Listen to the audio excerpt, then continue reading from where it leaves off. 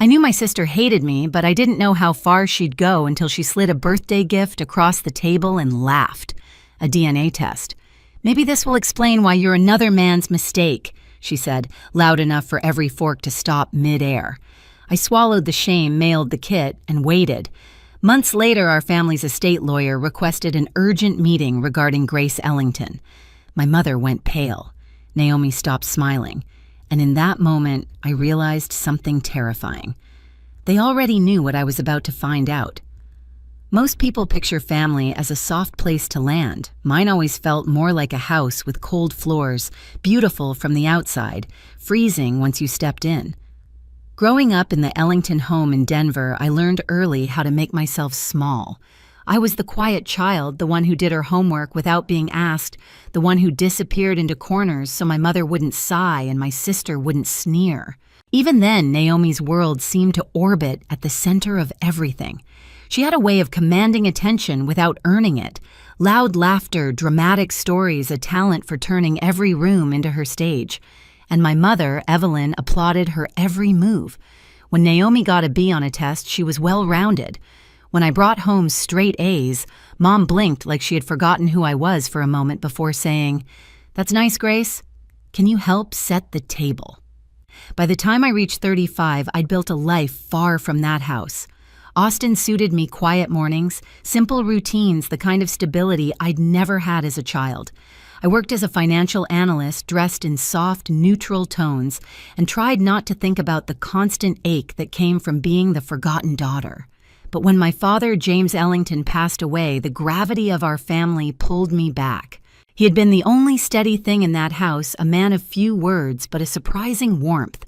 In the small moments, a hand on my shoulder, a proud nod at my college graduation. I didn't know then that he carried a secret darker than anything I could imagine. 3 months after the funeral, Mom insisted we have a small birthday dinner at the old house. Her voice over the phone was too bright, too rehearsed, as if she were reading lines someone else had given her. When I stepped through the front door, I smelled the familiar mix of lemon polish and old books. The chandelier glowed, but the house felt emptier without Dad's quiet presence. Naomi sat at the kitchen table, flipping through resort brochures, tanned from some recent trip, barely glancing at me as I entered. Mom poured herself more wine than usual, her hands trembling slightly. Something unspoken hung in the air like a storm that hadn't broken yet. I tried asking about the will, gently, respectfully. Mom froze, her smile stiff. "We're just not ready yet," she said. But her eyes flicked to Naomi, and Naomi smirked like she knew a secret I didn't. Looking back, the dinner was never about celebrating my birthday. It was about setting the stage for my humiliation. The tension that night didn't arrive in one sharp moment. It crept in slowly, like a draft under a closed door. Every small detail felt off. Naomi kept glancing at me with this expectant look, as if she were waiting for a cue only she and my mother had rehearsed. Mom's wine glass was never empty, though she barely drank from it. Her fingers just circled the stem over and over like she needed something to hold on to. Dinner itself was a performance. Naomi talked nonstop: her job, her husband, her plans to redo her kitchen in a French farmhouse aesthetic. Mom laughed at every comment, even the unfunny ones. When I spoke, the room seemed to dim like someone turned down the volume of my existence. Halfway through the meal, Naomi leaned back, eyes glinting. "So, Grace," she said sweetly, still working at that same firm in Austin. Before I could answer, she jumped back into another story about herself. It wasn't a question. It was a reminder: you are background noise. Still, something else simmered beneath her smug expression. Anticipation. Calculation. When Mom stood to bring out dessert, a small, store-bought cake she hadn't even bothered to plate, Naomi pushed back her chair dramatically. "Actually," she said, reaching for a glossy box wrapped in silver paper, "I brought a birthday gift. Something I think you'll find enlightening."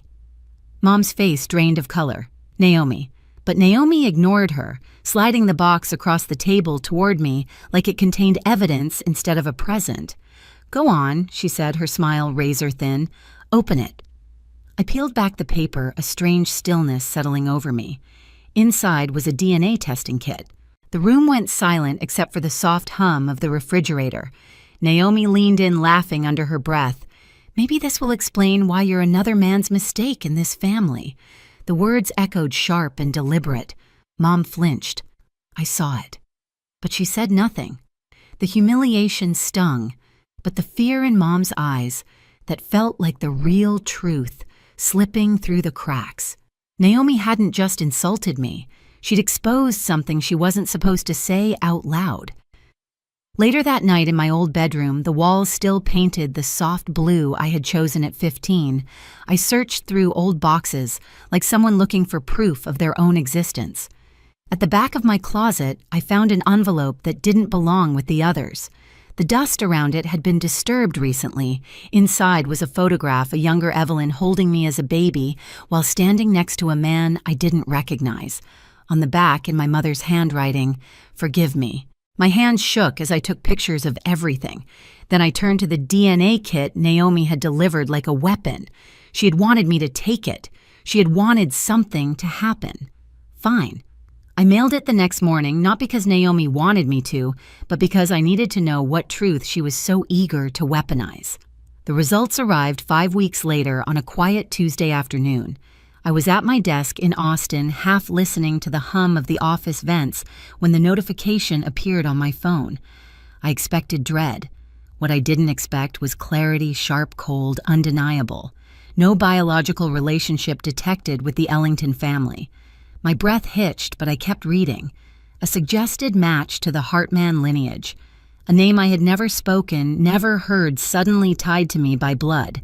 It didn't hurt the way I imagined. It felt like confirmation of something I had always sensed. I was a guest in my own childhood, never a daughter. What shook me more came next. When I sent the results to our family group chat, nothing dramatic, just a screenshot and a simple question. Does anyone want to explain this? My phone buzzed almost instantly. Mom called sobbing. Not from remorse, but from fear. "Grace, sweetheart, please delete that. You don't understand. This is complicated. Things happened a long time ago. We moved past them." She never apologized. She never addressed the decades I spent feeling like a burden in her home. She just begged me to bury the truth again. But Naomi didn't call. She texted. Just 4 words. "Well, now you know." Cold, satisfied. As if she'd been waiting half her life for the moment I discovered I didn't belong. That night, I called her, shaking with questions I didn't know how to ask. She answered on the 3rd ring, her voice dripping with irritation. "Why Grace? Why now?" I demanded. "Why push this? Why humiliate me?" She laughed softly, a sound that hit like ice. "Because I've kept this family's secret for 20 years. Because Mom owed me. Because you've played victim long enough. And now the right people will finally get what they deserve." She hung up. Those words clung to me like smoke. The next morning, I started asking quiet questions. I spoke to family friends, old neighbors, people who had known my parents before Naomi and I were born. What emerged chilled me. Naomi had been digging for months, meeting estate lawyers, hinting about upcoming changes, talking as if Dad's estate already belonged to her. I needed help, real help. The kind Dad would have insisted I seek. So I hired an attorney, Sarah Eng, known for her work in complicated inheritance disputes.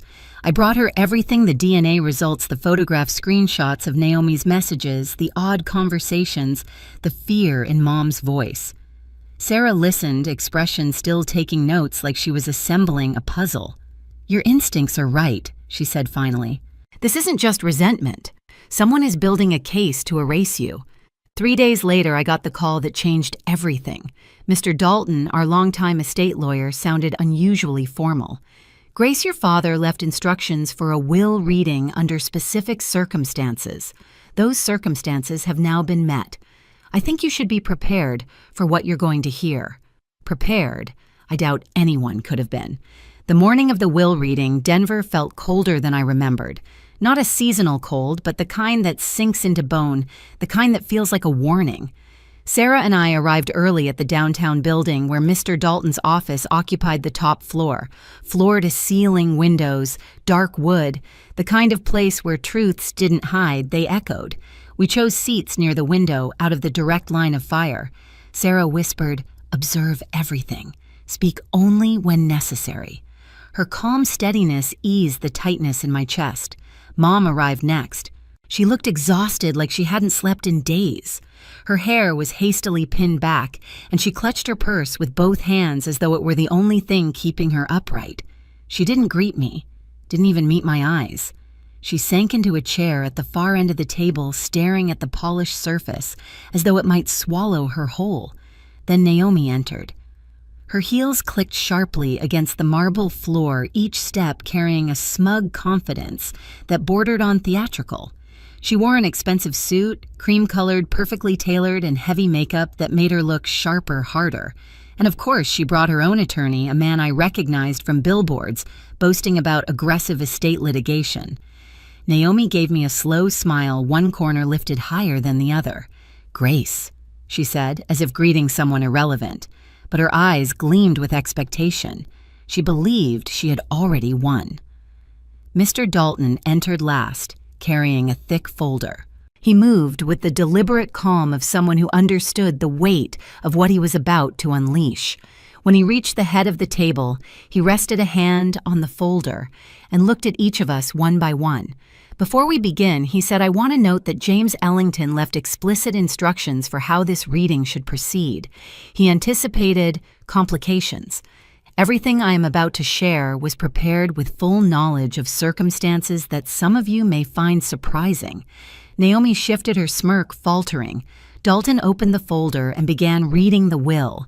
"I, James Robert Ellington, declare this my final will and testament. I leave 70% of my estate, including the family home investment accounts and assets, to my daughter, Grace Ellington." Silence snapped across the room like a whip. Naomi shot to her feet. "She is not his daughter," she shouted. "We have DNA proof. She has no legal—" Dalton held up a hand. "Please sit. There is more." Reluctantly, she did, though her jaw clenched so tightly I thought she might crack a tooth. Dalton continued reading.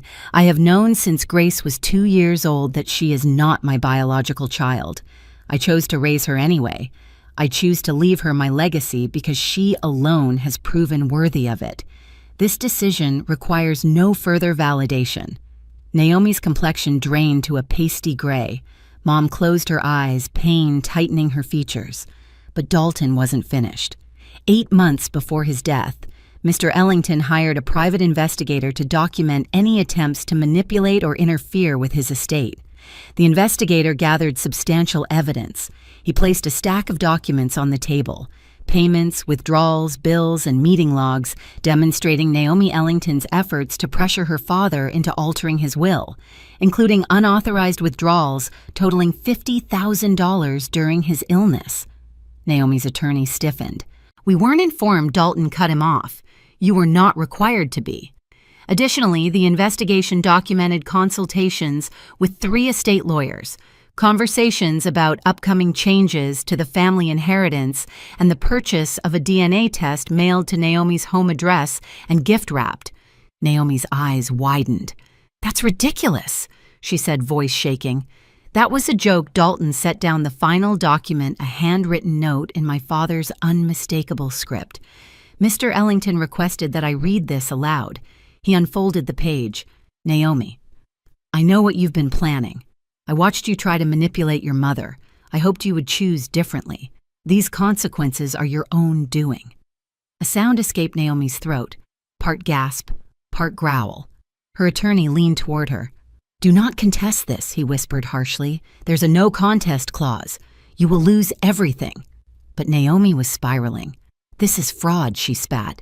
"Grace manipulated him. She tricked a dying man." Sarah stood. Her voice was quiet but powerful. "The will explicitly acknowledges Grace's parentage and documents Mr. Ellington's reasoning.